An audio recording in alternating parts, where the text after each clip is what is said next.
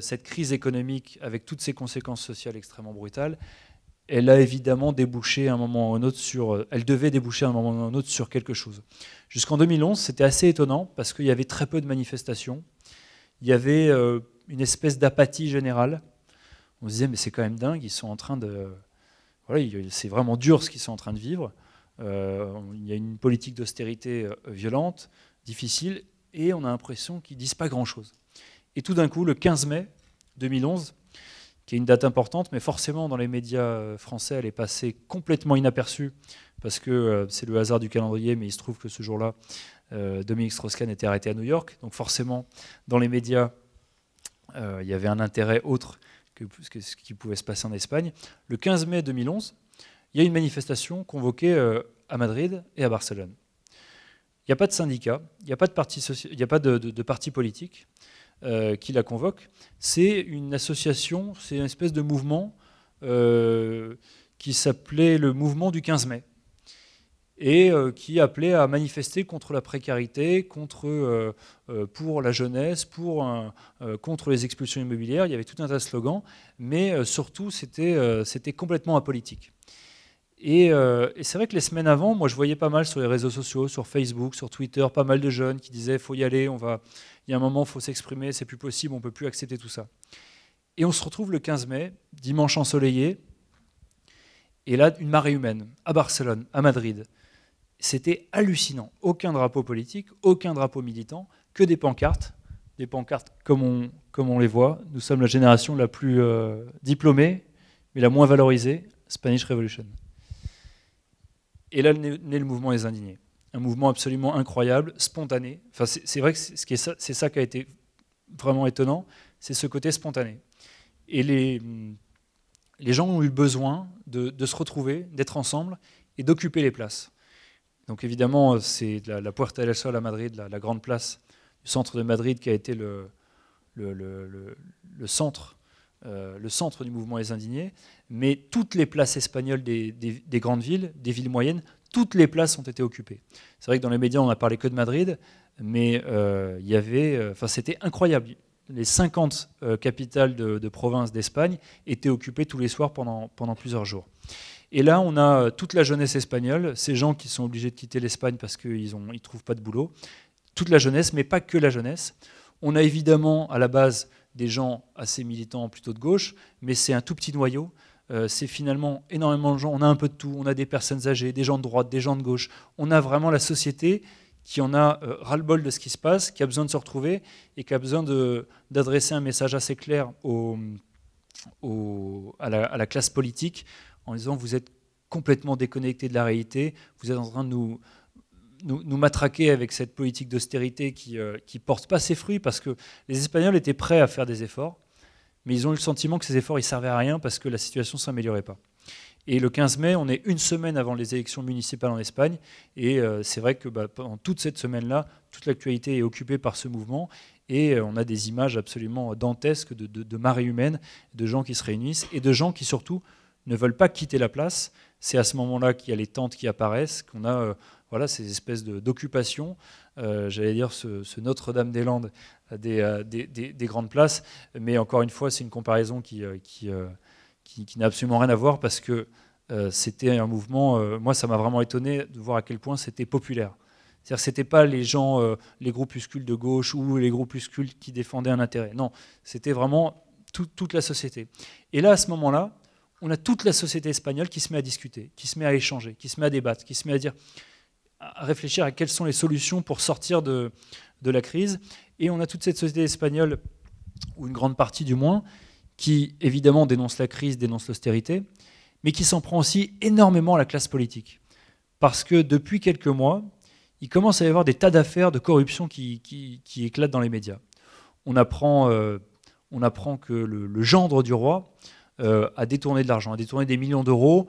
il organisait des pseudo-conférences, des pseudo-forums du sport, du tourisme pour le compte de régions espagnoles. Il faisait facturer ça des fortunes et évidemment, il gardait une bonne partie de l'argent pour lui. On apprend que la plupart des gouvernements régionaux qui ont beaucoup de pouvoir, et notamment à Valence et aux îles Baléares, gouvernés par la droite à l'époque, on apprend que lorsqu'ils ont construit des infrastructures, des bâtiments, souvent des bâtiments complètement gigantesques qui n'avaient pas franchement lieu d'être, on apprend qu'en fait, ils touchaient des commissions sur les travaux.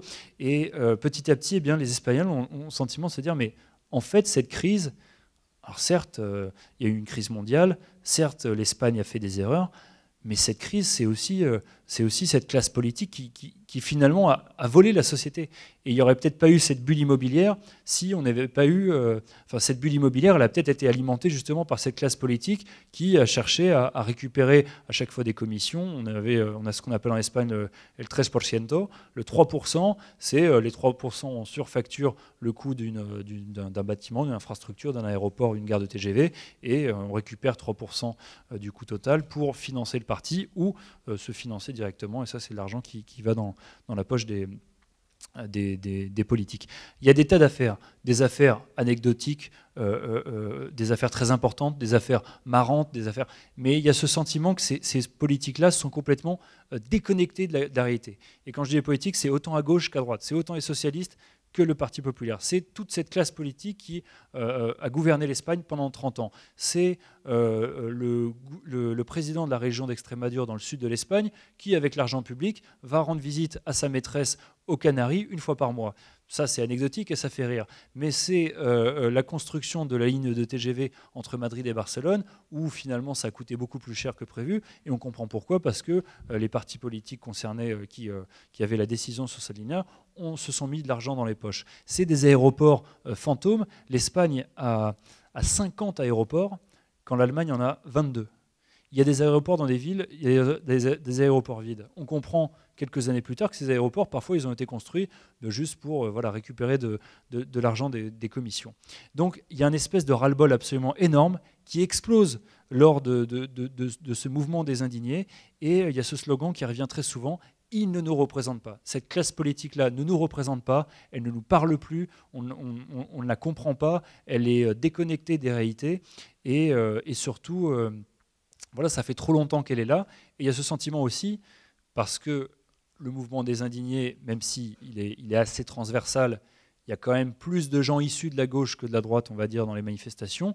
Il y a énormément de gens qui sont absolument déçus par le Parti socialiste et qui se disent, mais finalement, ils ont fait la même chose que le Parti populaire. Donc il y a ce mouvement qui naît à ce moment-là. Et rapidement, on se pose des questions. C'est un mouvement impressionnant, des images extraordinaires. Les Espagnols, qu'on disait apathiques, qui étaient qui avaient l'air de subir tout ça, se remettent à parler de politique. Le problème, c'est qu'il n'y a pas de leader.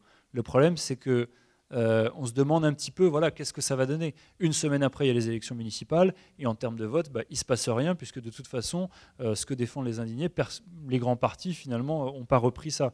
Et c'est même pire, 6 mois après, on a les élections générales, et là, c'est une victoire incroyable, victoire majorité absolue de Mariano Rajoy de la droite. Donc on se dit que finalement, il y a eu le mouvement des indignés, ça a été génial, ça a même essaimé aux États-Unis, il y a eu Occupy Wall Street, mais en fait, il n'y a pas eu de lendemain. À l'époque, on a la droite qui critique de manière assez virulente les indignés, en disant de toute façon, dans une démocratie, on ne manifeste pas, quand on veut changer la société, on se présente aux élections. Et bien justement, finalement, le 15 mai, c'est un peu le germe qui est lancé. Et 4 ans plus tard, ou je ne dirais pas 4 ans plus tard, mais dans les 4 années qui suivent, c'est à ce moment-là qu'apparaît Podemos. C'est à ce moment-là que finalement se fédère un mouvement politique. Et on peut dire clairement que Podemos, c'est l'héritier du mouvement des indignés. Ils ont réussi à garder l'énergie, la fraîcheur et finalement l'originalité de ce qui a fait ce mouvement des indignés, c'est-à-dire ce principe des assemblées où tout le monde était invité à donner son avis, à débattre, à s'exprimer en public.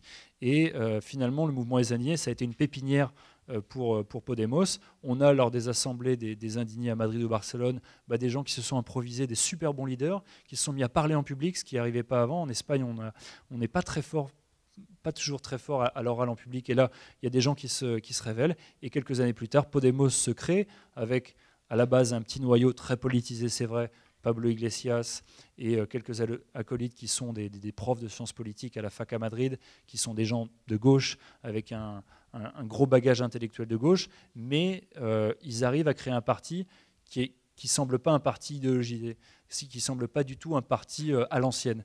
Ils créent une espèce de formation violette. Podemos, ça veut dire nous pouvons, avec un slogan assez sympa, et surtout, ils ne se réclament jamais de la gauche à l'époque.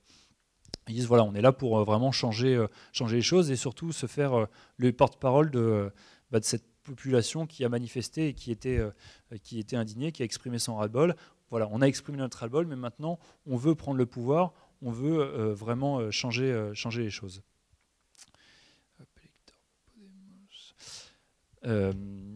Donc voilà, il y a ça, et puis à côté de ça, on a donc ce parti Podemos qui se crée seulement en 2014, même si avant il y a des tas d'associations, de trucs comme ça, il se crée seulement en 2014. Avant 2014, personne ne savait qui était Pablo Iglesias, à part un petit peu sur les réseaux sociaux, entre gens bien informés qui suivaient bien cette histoire. Et parallèlement, on a un mouvement qui naît à Barcelone et qui essaie dans toute l'Espagne, qui à la base n'est pas un mouvement politique, mais qui en fait de la politique, qui s'appelle la PAH, la Plataforma de Afectados por la Hipoteca, la plateforme des victimes des hypothèques, des crédits immobiliers.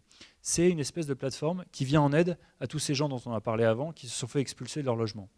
C'est une plateforme qui est lancée par plusieurs activistes, dont Ada Colau, qui deviendra la maire de Barcelone, et qui apporte des réponses très concrètes aux gens qui vont se faire expulser.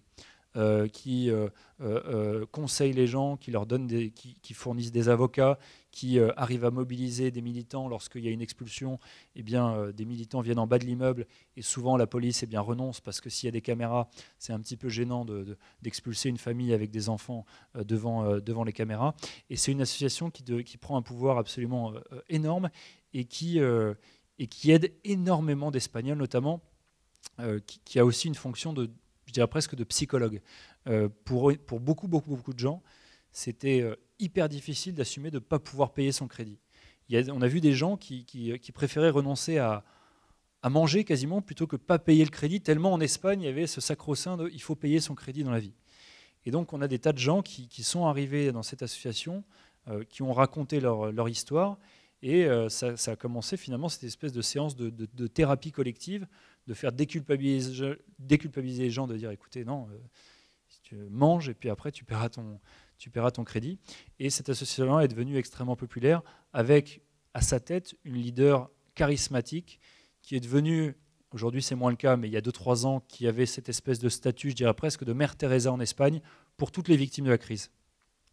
Lorsqu'Ada Colau, je l'ai vu souvent, je l'ai croisé souvent, je l'ai interviewé pour le livre, lorsqu'Ada Colau venait à des rassemblements, des choses comme ça dans la rue, les gens étaient presque en larmes, les gens lui demandaient des autographes, les gens se faisaient prendre en photo avec elle.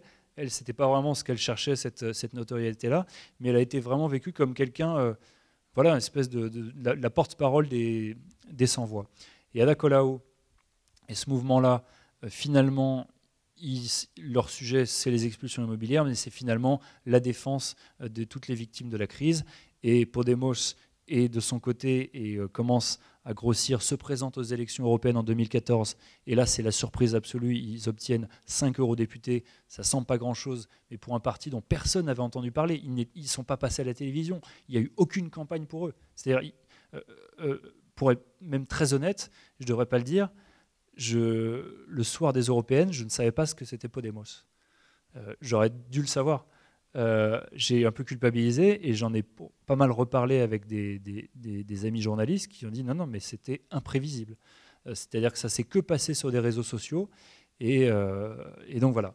Et ce qui est fou, c'est qu'on est en 2014, on a Ada Colau qui commence à se dire peut-être que je vais faire de la politique, mais qui est une militante très médiatique et qui est la porte-parole des victimes de la crise, mais on ne s'imagine pas qu'elle va faire de la politique. Et on a un jeune type chevelu, Pablo Iglesias, personne ne l'avait jamais vu avant, qui obtient 5 sièges au Parlement européen. On est en mai 2014. Aujourd'hui, Pablo Iglesias, c'est certainement l'une des personnalités politiques les plus connues au monde, d'Espagne bien sûr.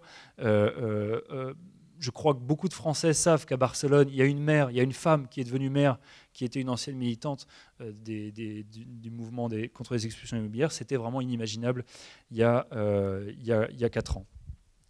Et donc voilà. Et finalement, Podemos, je m'attarde un peu sur ce parti parce que, comme je sais qu'en France, on en parle beaucoup, et que notamment certaines personnalités françaises comme Mélenchon peuvent imaginer qui ressemblerait à Podemos, alors qu'ils n'ont rien à voir avec ces gens-là, c'est intéressant d'en parler.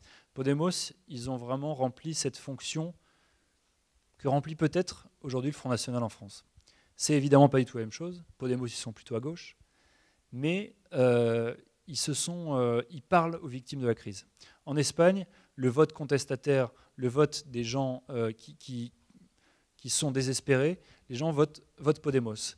Or, Podemos n'a rien à voir avec le FN, dans le sens qu'il n'y a aucun discours contre l'immigration, bien au contraire.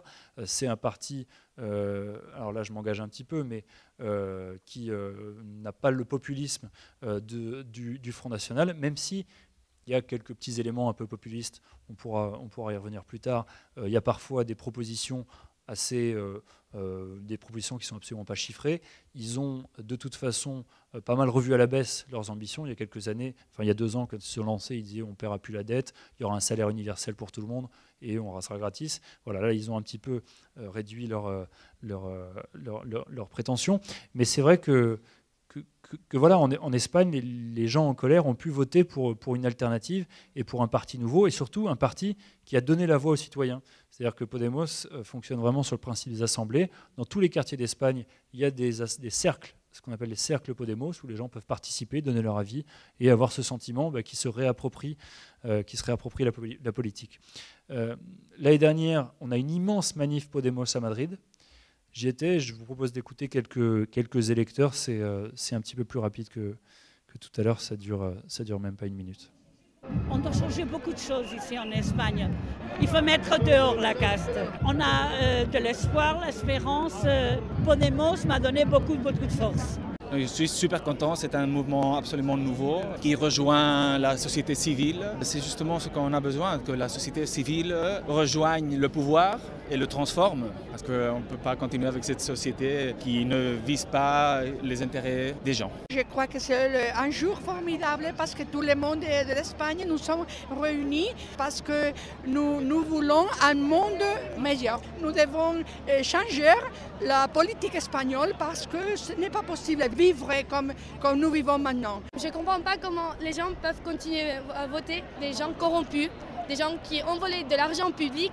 C'est moralement, éthiquement, je ne comprends pas. Voilà, donc évidemment c'est un petit peu caricatural, mais souvenez-vous de ce qu'on a entendu tout à l'heure et de ce qu'on entend maintenant. Ce qui s'est passé en 4 ans, c'est que Podemos notamment, mais pas seulement, Ciudadanos, je vais en parler, ces nouvelles formations politiques, elles ont redonné espoir aux gens. Pour pas mal de gens qui étaient désespérés et qui se disaient bon de toute façon on va manifester mais moi j'irai même plus voter, là on a eu des gens, le 20 décembre dernier, les élections générales, j'y viens, on a eu des gens qui sont venus voter avec le sourire, qui étaient contents de voter pour des nouvelles formations, des gens nouveaux, des gens, Pablo Iglesias il a aujourd'hui 37 ans, il a 37 ans. Albert Rivera, le patron de Ciudadanos, un autre parti, centre-droit, qui est né il y a quelques années seulement, il a 36 ans. C'est inimaginable en France. On est jeune en politique en France. À 50 ans, on est encore jeune en politique. C'est inimaginable en France. Donc voilà, c'est vrai que cette formation a vraiment redonné pas mal d'espoir aux gens. Et ce qui est intéressant, et pour terminer là-dessus, c'est qu'à la différence des grands partis de gauche en Europe, et notamment en France, peut-être du Front de gauche et des gens qui manifestent régulièrement, c'est que ce parti Podemos, il a changé le discours négatif pour un discours positif. On est contre l'austérité, contre la rigueur et contre Bruxelles, on va dire. On est pour le changement, on est pour une vie plus agréable, on est pour que les citoyens reprennent le pouvoir. Et finalement, ça c'est très important. On est finalement pour une révolution avec le sourire. Et c'est vrai que dans cette manif, Les gens étaient ravis, ils étaient hyper contents, il n'y avait que des slogans positifs, pas de slogans négatifs, on n'est pas contre, on est pour. Et c'est vrai que ce côté on est pour le changement, je l'ai entendu tout le temps, même si parfois les gens ont du mal à concrétiser qu'est-ce que c'est ce changement. Je pense que ça explique aussi une partie du succès de Podemos, qui a vraiment réussi à canaliser la colère des Espagnols. On en arrive donc à ces élections du 20 décembre, avec... il y a deux partis anciens, un espèce de match entre les anciens et les nouveaux. Les anciens, le Parti populaire de droite de Mariano Rajoy, qui reste malgré tout un parti très important en Espagne, le premier parti d'Espagne, et qui est voté par les plus âgés notamment. Le Parti socialiste, qui a été complètement ringardisé par Podemos et qui a cette image de vieux parti. Et en face, on a les jeunes partis, Podemos bien sûr, et puis un petit nouveau qui a fait son apparition sur la scène espagnole après Podemos, il y a quelques mois seulement, c'est Ciudadanos, une formation qui à la base est née à Barcelone, en Catalogne, contre l'indépendance. C'était vraiment un micro-parti. Leur seul programme, c'était contre l'indépendance. Sauf qu'ils avaient avec eux un leader brillant qui s'appelle Albert Rivera et qui s'est lancé un peu à l'assaut de toute l'Espagne. Ciudadanos, c'est, on va dire, les indignés en costard-cravate. C'est des gens plutôt de centre-droit. Ils attirent pas mal les cadres, les jeunes cadres, les jeunes diplômés qui ne se reconnaissent pas forcément dans le discours un petit peu populiste de gauche, on va dire, de Podemos. Mais les ressorts sont un peu les mêmes que Podemos, faire de la politique autrement, un discours très fort contre la corruption et une manière de parler voilà, très simple. Ces gens-là, Ciudadanos, Podemos, ils parlent le langage des gens. Ils ne parlent pas cette espèce de novlangue incompréhensible où on écoute un politique, et ça arrive souvent en France, où on ne sait pas ce qu'il a dit, on ne sait pas de quoi il parle, parce que c'est une espèce de vocabulaire qui n'est pas le vocabulaire qu'emploient les gens. Alors pour vous aider, comme les visages sont toujours un peu difficiles et qu'ils ont des noms tellement espagnols et tellement similaires, je vous ai juste rapidement remis les photos des quatre. Et ce qui frappe, c'est la jeunesse. Même le Parti socialiste a finalement été obligé, sous la pression de Podemos et Ciudadanos, de renouveler ses cadres. Et donc le leader est relativement jeune aussi. Alors il fait un peu vieux à côté des deux autres. Il a 43 ans. Voilà. Mais ce qui est clair, c'est que Mariano Rajoy, qui n'a que 60 ans, Alain Juppé a 71 ans, Mariano Rajoy est complètement ringardisé par ces jeunes-là.